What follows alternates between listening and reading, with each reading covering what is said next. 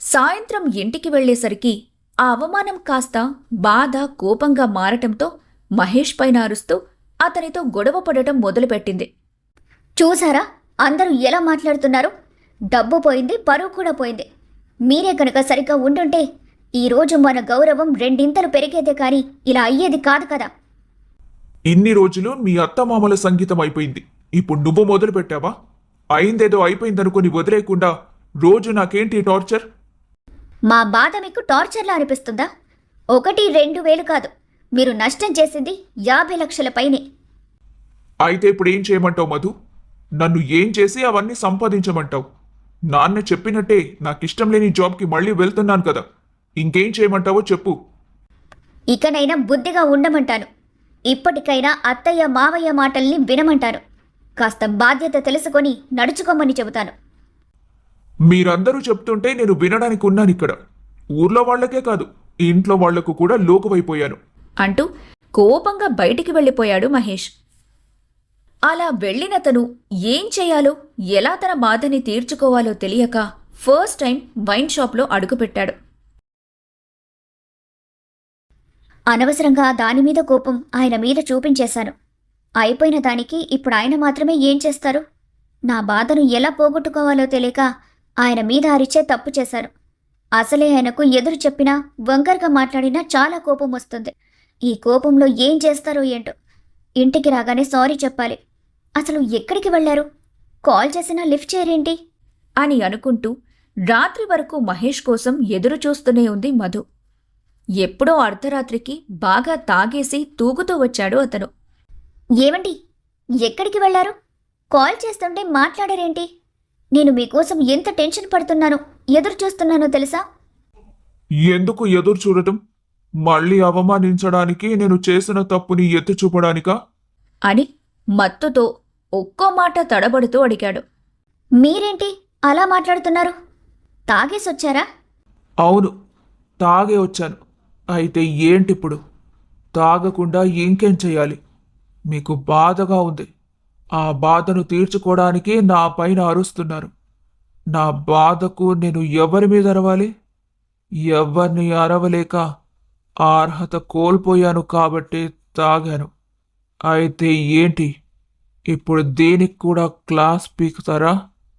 పీకండి, ఏం చేస్తారో చేసుకోండి అని వెళ్ళి బెడ్ మీద అడ్డంగా పడ్డాడు. నాదే తప్పు. నేను కాస్త ఓపికగా ఉండాల్సిందే. ఆయనకు ఎలాంటి చెడు అలవాట్లు లేకపోయినా ఆయన మనసుని బాధపెట్టి ఈరోజు చెడుదారి తొక్కేలా చేశాను అంటూ అతను చేసిన తప్పుని కూడా తానే తన తప్పుగా భావిస్తూ బాధపడుతూ ఉండిపోయింది మధు. ఆ తర్వాత కొన్ని రోజుల వరకు మధుతో అసలు మాట్లాడలేదు మహేష్. ఆమె ఎంత ప్రయత్నించినప్పటికీ ఆమె వైపు కూడా చూడటానికి ఇష్టపడలేదు. చాలా రోజుల తర్వాత మధు ఎంతో బాధపడుతూ కన్నీళ్లు పెట్టుకుంటూ తనతో మాట్లాడమని రిక్వెస్ట్ చేయటంతో అప్పటి నుండి సఖ్యతగా ఉండటం మొదలుపెట్టాడు. ఆ గ్యాప్లో 2 సార్లు జాబ్ మానేసి మరీ కొత్త జాబులు వెతుక్కొని ఆఫీస్ మారుతూ యథావిధిగా ఉంటూనే ఉన్నాడు అతను. కానీ ఈసారి ఎవరూ అతన్ని మాట అనే ధైర్యం చేయలేదు. మళ్ళీ ఏ కొత్త అలవాటుకి బానిసవుతాడో అని. ఉన్నట్టుండి ఒక రోజున మధుని బయటకు తీసుకెళ్లి ఊరంతా చూపిస్తూ సినిమాకి, రెస్టారెంట్కి బాగా తిప్పి అర్ధరాత్రి సమయానికి ఇంటికి తీసుకొచ్చాడు. ఏంటో ఈరోజు మా ఆయన గారికి నా మీద ప్రేమ పొంగిపోతుంది. అడిగితే కానీ తీసుకెళ్లరు.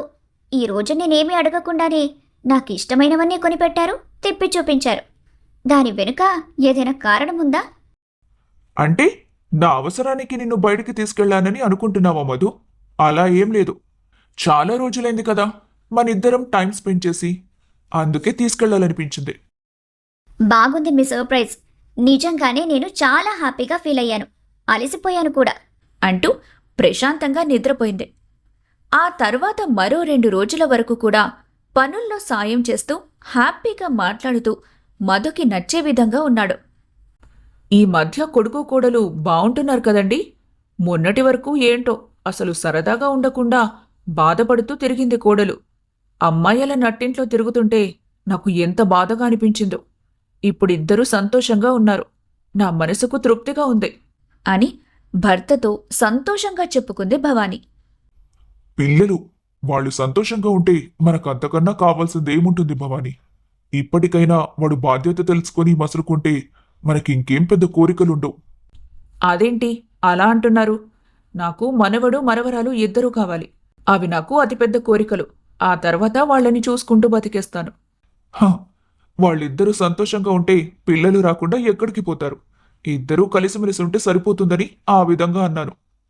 ఆ మాటలన్నీ కిచెన్లో వంట చేస్తున్న మధు, ఆమెకు హెల్ప్ చేస్తున్న మహేష్ కూడా వింటూ ఒకరినొకరు చూసుకొని చిన్నగా నవ్వుకున్నారు. విన్నావా? అమ్మా నాన్న ఏం మాట్లాడుకుంటున్నారు? మన పిల్లల గురించే. విన్నానులేండి. వింటే సరిపోదు, నాకు పిల్లల్నివ్వాలి కదా. నేనేమైనా ఇవ్వనన్నానా ఏంటి? అయితే ఇద్దు గాని రా. అంటూ ఆమె చేయి పట్టుకొని బెడ్రూంలోకి తీసుకెళ్లాడు మహేష్. ఏంటండి మీరు అత్తయ్య మావయ్య ముందు అలా తీసుకొచ్చేశారు? వాళ్ళేమనుకుంటారు? కొంచెం కూడా సిగ్గు లేకుండా తయారవుతున్నారు. పగటిపూట ఏంటిది? ఓ హలో మేడం, తమరంత సిగ్గుపడాల్సిన అవసరం లేదు. నేను నీతో ఒక ముఖ్యమైన విషయం గురించి మాట్లాడటానికి తీసుకొచ్చాను. అవునా? అని అదో రకంగా మొహం పెట్టి అడిగింది మధు. అవును, నువ్వింకేమనుకున్నావు? లేదు లేదు, నేనేమనుకోలేదు. ఇంతకి మీరు నాతో ఏం మాట్లాడాలి అనుకుంటున్నారు? ఏ విషయం గురించి? ఇలా కూర్చో, చెప్తాను.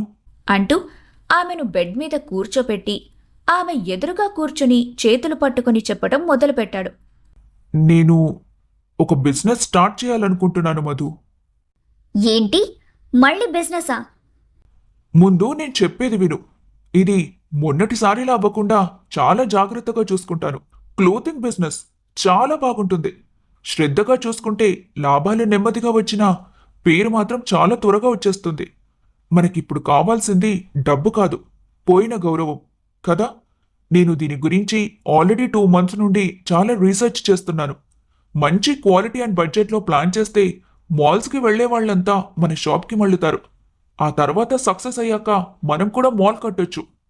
హోల్సేల్ షాప్స్ నుండి కాకుండా మ్యానుఫ్యాక్చరర్స్ నుండి తీసుకుంటే మనకు చాలా లాభం ఉంటుంది. ఎక్కడ పోయిందో అక్కడే సంపాదించుకోవాలంటారు కదా. అందుకే నేను ఒక బిజినెస్లో లాస్ అయినా మరో బిజినెస్లో పైకి రావాలనుకుంటున్నాను. ఎవరెవరో మనల్ని తక్కువ చేసి మాటలన్నారు, వాళ్ల చేతే శభాష్ అనిపించుకోవాలనుకుంటున్నాను. ఒకసారి జరిగిన తప్పుని మరోసారి చెయ్యను మధు. నాకు తెలుసు ఇప్పుడు నన్ను ఎవ్వరూ నమ్మరని. నువ్వు కూడా నన్ను నమ్మకపోతే ఇంకేం చెయ్యలేను. నీకు కూడా ఉంటుంది కదా, నీ భర్త గౌరవంగా ఉండాలి, నీకు గౌరవం పెంచేలా ఉండాలని. ఇప్పుడు నువ్వే నాకు సాయం చేయగలవు మధు. నాకు సపోర్ట్ చేస్తావా? అని చాలా ఆశగా అడిగాడు. ఏం చేయాలండి? మొన్నటిసారి నాన్న సహాయం చేశారనే కదా లాస్ రాగానే నన్ను అన్నేసి మాటలన్నారు. అందుకే ఈసారి నేను అమ్మా నాన్నల సహాయం తీసుకోవాలనుకోవట్లేదు. నీ నగలిస్తే తాకట్టు పెట్టి బిజినెస్ స్టార్ట్ చేద్దాం మధు. నగలేంటండి? మీరెలా అడుగుతున్నారు? ఏమైంది మధు? నగలు తాకట్టు పెట్టడం ఏంటి? అదేమైనా చిన్నదా? పైగా వాటిని మా అమ్మ నాన్న ఎంతో ఆశగా నాకు చేయించారు. అందులో మా నాన్నమ్మ అమ్మమ్మ బంగారం కూడా ఉంది. అది మాకు వట్టి బంగారమే కాదు, వారి జ్ఞాపకం. వాటితో మాకెన్నో అనుభవాలు ముడిపడి ఉన్నాయి. వాటిని నేను ఇంకెవరి దగ్గర పెట్టడానికి ఏమాత్రం సిద్ధంగా లేనండి. కావాలంటే ఆఫీస్లో లోన్ తీసుకుందాం, కానీ నగలు మాత్రం ఇవ్వలేను. నువ్వు నన్ను నమ్ముతావు, అడగ్గానే సపోర్ట్ చేస్తావనుకున్నాను మధు. నాకన్నా నీకు నగలెక్కువని కలలో కూడా అనుకోలేదు. లేదండి, నాకు మీరు ఎక్కువ, కానీ అంటూ ఏదో చెప్పబోయింది. ఇంకేం చెప్పకులే. నీకు నగలు ఎక్కువ కాదు, నేనే ఎక్కువ. కానీ నా మీద నమ్మకం లేదు కదూ. మళ్ళీ ఎక్కడ లాస్ చేస్తానో, అలా చేస్తే నగలు కూడా పోతాయని నీ భయం. అదేం లేదండి. నేను చెప్పేది వినండి ఒకసారి. నేనింకేం వినదలుచుకోలేదు మధు. నువ్వు నన్ను నమ్మితే నగలివ్వు. ఒక 6 నెలల్లో నీకు ఎలాగైనా లాభాలు చూపించి ఆ నగలు విడిపిస్తాను.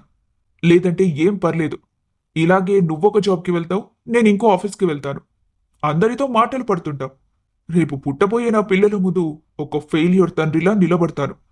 ఇప్పటి వరకు తల్లి, తండ్రి, భార్య దగ్గర అవమానాలు పడ్డాను. ఊర్లో వారి ముందు తలదించుకున్నాను. ఇక మీదట నేను కన్నా నా పిల్లల ముందే తలదించుకుంటాను. ఇన్నాళ్ళు పడుతున్న బాధకి ఇంకొంచెం బాధ పెరుగుతుంది, అంతే కదా. అలవాటు చేసుకుంటానులే.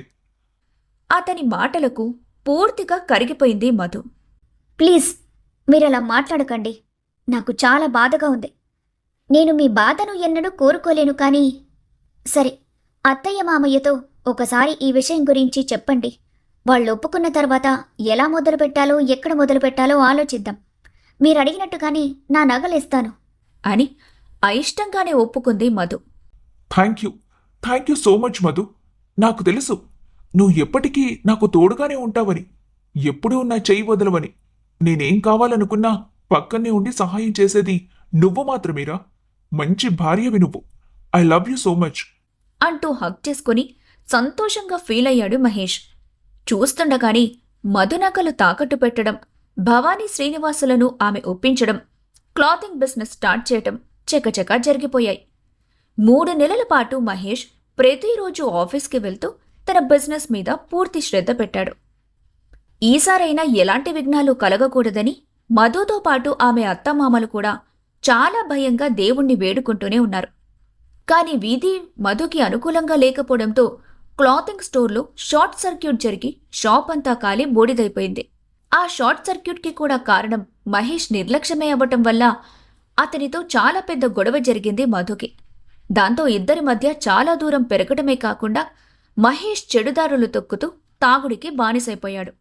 రోజుకో రకంగా కాదు, పూటకో విధంగా గొడవ చేస్తున్న అతన్ని ఎంతగా మార్చడానికి ప్రయత్నించినా మధు వల్ల కాకపోయింది. ఒకవైపు మహేష్ చెడు అలవాట్లు, అతని బాధ్యత లేనితనం, మరోవైపు ఇరుగు పొరుగు సూటిపోటి మాటలు. అదంతా ఆమె సహించలేకపోయింది. కేవలం తనని అభిమానించే అత్తమామల మొహం చూస్తూ మహేష్తో ఓపికగా ఉంటున్న ఆమె అసలిష్టం లేకపోయినా ఇంట్లో ఖర్చుల కోసం ఆఫీస్కి వెళ్లడం మాత్రం ఆపలేదు. ఆ రోజు నా పైన అరిచావు కదా, ఈరోజేమంటావు? నీ మొగుడు పెద్ద సోమరిపోతు, వట్టి బాధ్యత లేనివాడు.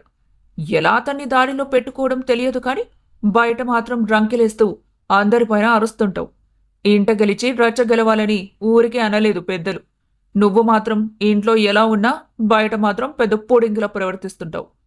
నీలాంటి అమ్మాయిని మాకు టీం లీడర్గా పెట్టాడా మేనేజర్, ఆయన అనాలి ఫస్ట్ అని అంతకుముందు మధు చేత తిట్లు తిన్నావిడే మళ్లీ అనడంతో ఈసారి తిరిగి జవాబు చెప్పలేకపోయింది మధు. అవమానంతో తల తీసేసినట్టు అనిపిస్తుంటే ఆవేశంగా ఇంటికి వచ్చేసరికి బాగా తాగేసి తల్లిదండ్రులతో గొడవపడుతూ కనిపించాడు మహేష్.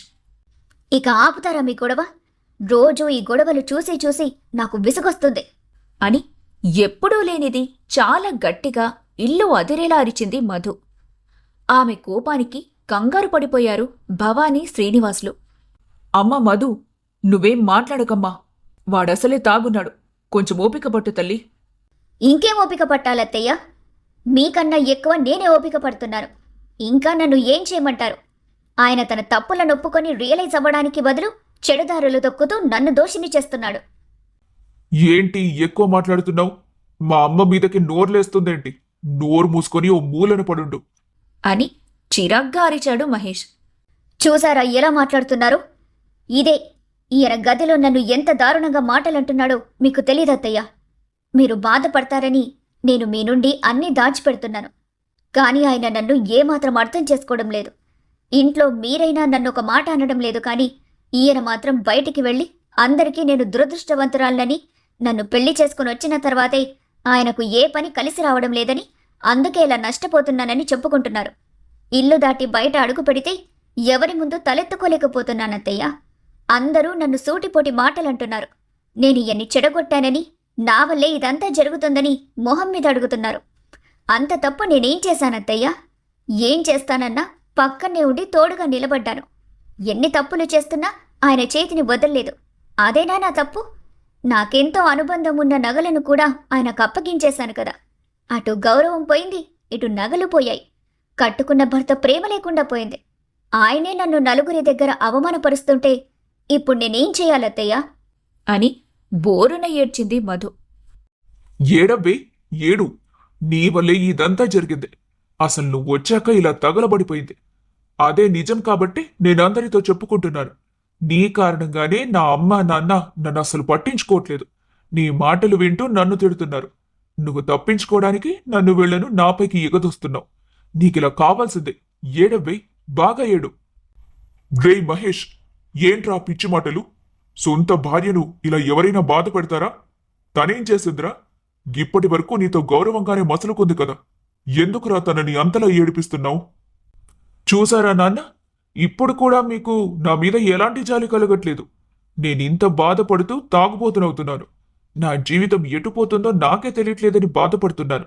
కానీ మీకు మాత్రం ఏడుస్తున్న కోడలే కనిపిస్తుంది, కన్న కొడుకు కనిపించట్లేదు.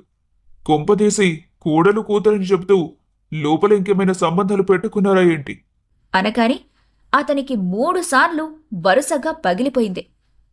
తల్లి, తండ్రి, భార్య ముగ్గురూ తనని కొట్టి ఉగ్రరూపాలే చూస్తుంటే తాగిన మత్తులో ఉన్న అతను తను వాగింది గ్రహించలేక కోపోద్రిక్తుడై మధుని కొట్టి మెడ పట్టుకుని ఇంట్లో నుండి గెంటేశాడు. అరే సన్నాసి, నీకేం మాయరోగం వచ్చిందిరా? ఎందుకురా ఆ పిల్లనంతలా బాధ పెడుతున్నావు? కావాలంటే నువ్వే ఇంట్లో నుండి వెళ్ళిపో. మాకు కొడుకు కాదు, కూతురుందనుకుంటాం. నీ మోహం చూపించకుండా వెళ్ళిపోరా ఇక్కడి నుండి. అమ్మా, ఇంకొక మాట మాట్లాడినా నేనన్నది నిజమని నువ్వు ఒప్పుకున్నట్టే. ఆ దరిద్రాన్ని వదిలించుకొని మనం ఇంతకు ముందులా సంతోషంగా ఉందాం. దాన్నక్కడే వదిలేయండి అని అరిచి చెప్పాడు మహేష్. అతను గెంటేసినందుకు బాధలేదు, తనని కొట్టినందుకు బాధలేదు. కాని తమ మధ్య ఉన్న ప్రేమను, అనుబంధాన్ని మర్చిపోయి తండ్రిలాంటి మామగారితో సంబంధాన్ని అంటగట్టడమే ఆమె తట్టుకోలేకపోతుంటే కన్నీళ్లు తుడుచుకుని పుట్టింటికి పయనమయ్యింది మధు. కొడుకన్న మాటకు బలంగా అడుగువేసి కోడలిని వెనక్కి తీసుకురాలేకపోయాడు శ్రీనివాస్. రాధా, ఈ టాబ్లెట్ వేసుకోవాలి, కొంచెం ఓపిక చేసుకుని కూర్చో అని టాబ్లెట్స్ తీసుకొచ్చి రాధమ్మని కూర్చోపెట్టే ప్రయత్నం చేశాడు మోహన్ రావు. గత 1 నెల రోజులుగా పూర్తిగా ఆరోగ్యం క్షీణించి మంచాన పడిన రాధమ్మ కూర్చునే ఓపిక లేక పడుకునే ఆ టాబ్లెట్ వేసుకుంది.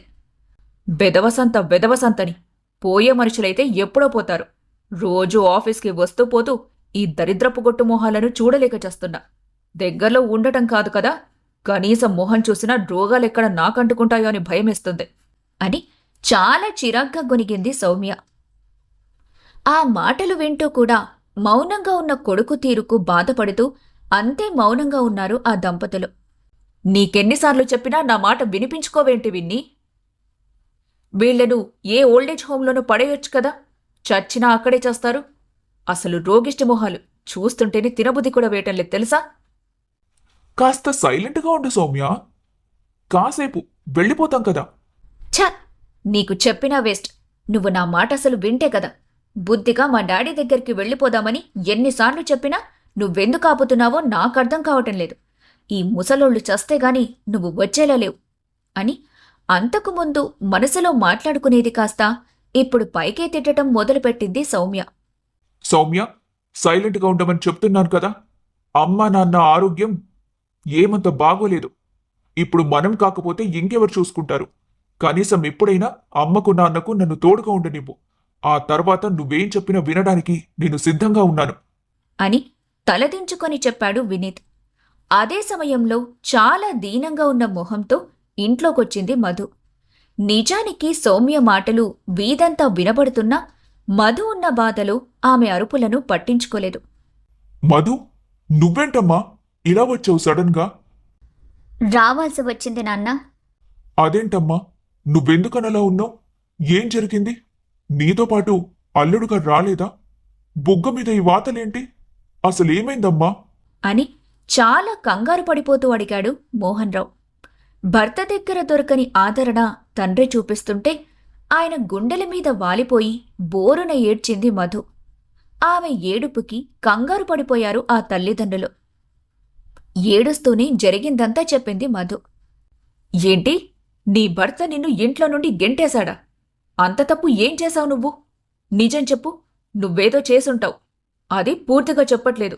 మహేష్ అన్నట్టు అక్రమ సంబంధముందా అని చాలా వెటకారంగా కోపంగా అడిగింది సౌమ్య. వదినా అని కోపంగా అరిచింది మధు. నా మీదెందుకు అరుస్తున్నావు? నా ఇంటికొచ్చి నా మీద నోరెత్తడానికి నీకసలు ఎంత ధైర్యం? నీ మొగుడే నిన్నలా అన్నాడంటే నీ తప్పు లేకుండానే అంటాడా? చూడు సౌమ్య, నా కూతురు ఎలాంటిదో మాకు తెలుసు. నువ్వనవసరంగా నోరు జారకు అని కోపంగా అన్నాడు మోహన్ రావు. అవునవును, చాలా బాగా తెలుసు. అందుకే మొగుడు ఇంట్లో నుండి గెంటేశాడు అని చులకనగా నవ్వింది సౌమ్య. నా కూతురు ఇంత బాధతో ఇంటి కడుపు తొక్కితే ఏంటి సౌమ్య మాటలు అని చాలా బాధగా అడిగింది రాధమ్మ. ఒకసారి పెళ్ళైన తర్వాత ఎన్ని బాధలున్నా అత్తారింటిని మొగుడిని పట్టుకొని ఏడవాలని మా అమ్మ మాకు నేర్పించిందిలేండి. మీరు మీ కూతురికి నేర్పించలేదా? అయినా ఇక్కడ నేను ఏమంత సుఖంగా ఉన్నానని? నేను పెరిగిన స్టేటస్ ఏంటి, ఇక్కడుంటున్న గతేంటి? అయినా నేను నా భర్తను వదిలేసి మా ఇంటికి వెళ్ళిపోయానా? ఒకసారి పెళ్ళైతే చచ్చినా బతికినా అది అత్తారింట్లోనే అని నాకు తెలుసు. మీరే మీ కూతురికి ఎలాంటి సంస్కారం నేర్పించకుండా ఇలా చిన్న గొడవకి పెద్ద గొడవకి పుట్టింటికి రమ్మని చెప్పినట్టున్నారు. భార్యాభర్తలన్నాక గొడవలు రావా? వెనక్కి వెళ్ళిపోమ్మని చెప్పండి, వాళ్లే సర్దుకుంటారు. ఇప్పటికే మీకు తిండి పెడుతుందే దండగా ఇప్పుడింక మీ కూతుర్ని కూడా పోషించాలా? అది మా వల్ల కాదు అని చాలా చిరాగ్గా అంది. వదినా, నోటికి ఎంతొస్తే అంత మాట్లాడకు. అసలు నా గురించి నీకేం తెలుసని మాట్లాడుతున్నావు? నువ్వింటికొచ్చినా కూడా మా అమ్మా నాన్నల్ని ఎలా చూసుకుంటున్నావో నాకు తెలీదా? నేను మా అత్తయ్య మావయ్యని తల్లిదండ్రుల్లో చూసుకున్నాను, కానీ నువ్వేం చేస్తున్నావు? ఇన్నాళ్ళు నేను వెళ్ళిపోయినా నువ్వు మా అన్నయ్య అమ్మా నాన్నల్ని బాగా చూసుకుంటున్నారనుకున్నాను. కానీ ఇప్పుడు నీ మాటలు, వీళ్ళ అవతారాలు చూస్తుంటే ఎంత బాగా చూసుకుంటున్నారో నాకు బాగా అర్థమవుతుంది. అసలు ఎలా ఉండేవాళ్ళని ఎలా మార్చేసావు వదినా? ఎంత ఆరోగ్యంగా సంతోషంగా ఉండేవాళ్ళు ఇప్పుడు చూస్తే ఎలా ఉన్నారు అంటూ కన్నీళ్లు పెట్టుకుంది మధు. అబ్బో, అంత బాగా చూసుకుంటేనేనా నీ మొగుడు నేను గెంటేశాడు? ఆ మాట చెంప మీద చెల్లున కొట్టినట్టనిపించి కన్నీళ్లతో చూసింది మధు. అందరూ నాకు చెప్పేవాళ్లే. ముందు నీ జీవితం సరిగ్గా ఏడ్చుకొని ఆ తర్వాత నాకు చెప్పు. ఇక్కడున్నప్పుడు పెద్ద మాటలు చెప్పావు కదా, కోడలు ఎలా ఉండాలి ఏంటి అని. ఉత్తగా ప్రగల్భాలు పలికావు. ఇప్పుడేమైంది? తంతే వచ్చి పుట్టింట్లో పడ్డావు. నిన్ను నీ మొగుణ్ణి పిలిచి కూర్చోబెట్టి పంచాయతీలు చేసే తీరిక మాకు లేదు. మేం ఆఫీస్ చూసుకోవాలి. కావాలంటే పని మనిషిగా ఉండొచ్చు. నోర్ముయ్, నా కూతురికి అంత గతి పట్టలేదు. తన తండ్రి బతికుండగా నా కూతురు అలాంటి పరిస్థితికి రాదు. ఇది తన ఇల్లు, తన తండ్రి ఇల్లు. నువ్వే నా కష్టాన్ని పోసి కట్టిన ఇంట్లో కోడలిగా బతుకుతున్నావు. నిన్నిక్కడే పట్టుకుని వేలాడమని ఎవరడిగారు? కావాలంటే వాణ్ణి తీసుకుని వెళ్ళిపోమని ఎప్పుడో చెప్పాను కదా. మీరు వెళ్ళిపోకుండా నన్ను నా కూతుర్ని ఎందుకంటున్నారు? పోండి, పోయి మీ దారి మీరే చూసుకోండి. బిన్నీని ఇల్లరికం తీసుకుపోతావో ఇంకో కాపురమే పెట్టుకుంటావో ఇష్టం వచ్చినట్టు చేసుకో. ఇంకోసారి నీ భార్య నా కూతుర్ని ఒక్క మాటన్నా నేను సహించేది లేదు అని చాలా కోపడ్డాడు మోహన్ రావు. సౌమ్య, ఆఫీస్కి టైం అవుతుంది, పద అంటూ ఆమె చేయి పట్టుకుని అక్కడ్నుంచి తీసుకెళ్లిపోయాడు వినీత్. ఏంటి నాన్న ఇదంతా? ఇలా ఇంత దారుణంగా తయారైందేంటి? మీరిక్కడ ఈ మాటలన్నీ పడుతూ ఇంత క్షోభ అనుభవిస్తున్నారని నాకొక్కసారి కూడా ఎందుకు చెప్పలేదు నాన్న? ఇప్పుడు చూడండి, నేను గట్టిగా మాట్లాడలేని పరిస్థితిలో ఉన్నాను. ఇంతకు ముందే మీరు నాకు అన్నీ చెప్పుంటే మా అత్తయ్య మామయ్యని తీసుకొచ్చి విషయమేంటో అడిగించేదాన్ని కదా. ఎందుకు నాన్న నాకు ఏ విషయాలు చెప్పలేదు? ఎందుకు నాన్న మన పరిస్థితి ఇలా మారిపోయింది? ఎందుకు నాన్న మనందరం ఇలా కన్నీళ్లతో మునిగిపోవాల్సి వస్తుంది? ఎందుకు మన జీవితాలు ఇలా తారుమారైపోయాయి అని తల కొట్టుకుంటూ అక్కడే కూలబడి గట్టిగట్టిగా ఏడ్చింది మధు. కూతురి బాధకు తాము కూడా కన్నీళ్లు పెట్టేసుకున్నారు. నువ్వు వెళ్ళిపోయాక ఇక్కడంతా మారిపోయింది మధు. మీ వదిన మమ్మల్ని పురుగుల్లో చూడటం మొదలుపెట్టింది. తిండి పెట్టడమే దండగా అన్నట్టుగా మార్చేసింది. మేము మా వరకు సంపాదించుకుంటామని మీ నాన్న ఉద్యోగానికి వెళ్తుంటే తన మాటకి ఎదురు తిరుగుతున్నారని కోపంతో ఆ జాబ్ పోయేలా చేసింది వాళ్ళ నాన్నతో కలిసి. మీ అన్నయ్యను కూడా పూర్తిగా గుప్పెట్లో పెట్టేసుకుందమ్మా. వాడొక్కసారి కూడా మా వైపున మాట్లాడట్లేదు. దీనికన్నా మమ్మల్ని పూర్తిగా వదిలేసి వెళ్ళిపోతే కలో గంజో తాగుతూ బతికేవాళ్లం కానీ అలా చెయ్యకుండా ఇక్కడే ఉంటూ నరకం చూపిస్తుంది. నువ్వే చూసావు కదా, నిన్ను ప్రాణంలో చూసుకునేవాడు మీ అన్నయ్య. పుట్టెడు దుఃఖంతో నువ్వు పుట్టిల్లు గడప తొక్కితే కనీసం ఏం జరిగింది ఏంటని ఊరట కోసమైనా 2 మాటలు కూడా చెప్పకుండా భార్యని తీసుకుని వెళ్ళిపోయాడు. వాడు మన వినీత్ కాదమ్మా. పూర్తిగా మార్చేసింది. తన గుప్పెట్లో పెట్టుకుని ఆటలాడిస్తుంది. వాడిని మనకు దూరం చేసేసింది. ఈ బాధలు మేం పడుతుంది సరిపోక నీక్కూడా చెప్పాలని అనిపించలేదు. కనీసం నువ్వైనా నీ భర్తతో సంతోషంగా ఉంటే చాలనుకున్నాను. నా పిల్లలే నాకు జీవితం అనుకున్నాను కానీ ఇద్దరికిద్దరూ ఇలా బాధలు పడుతుంటే నిన్ను చూడలేకపోతున్నాను, భరించలేకపోతున్నాను. దేవుడు ఇంకా నా ప్రాణం ఎందుకు మిగిల్చున్నాడో అర్థం కావట్లేదు. ఇంకా ఎన్ని కన్నీళ్లు మార్చాలి, ఎంత నరకం అనుభవించాలి. అంటూ గుండె నొప్పితో అలాగే పడిపోయింది రాధమ్మ. అది చూసి కంగారు పడుతూ అప్పటికప్పుడు ఆమెని హాస్పిటల్కి తీసుకెళ్లారు. కాని అప్పటికే అంతా చేయి జారిపోయింది. ముందు నుండే ఆరోగ్య సమస్యలతో బాధపడుతున్న రాధమ్మ గత కొన్ని రోజులుగా మనోవేదనతో కుమిలిపోతూ ఇప్పుడు కూతురి జీవితం కూడా నట్టింట్లో మునిగిందని తట్టుకోలేక గుండెపోటుతో చనిపోయింది. ఆ వార్త తెలియగానే కుప్పకూలిపోయారు మోహన్ రావు, మధు. వినీత్కి విషయం చేరవేస్తూనే అంబులెన్స్లో రాధమ్మని ఇంటికి తీసుకొచ్చేశారు. చుట్టాలందరూ వచ్చారు.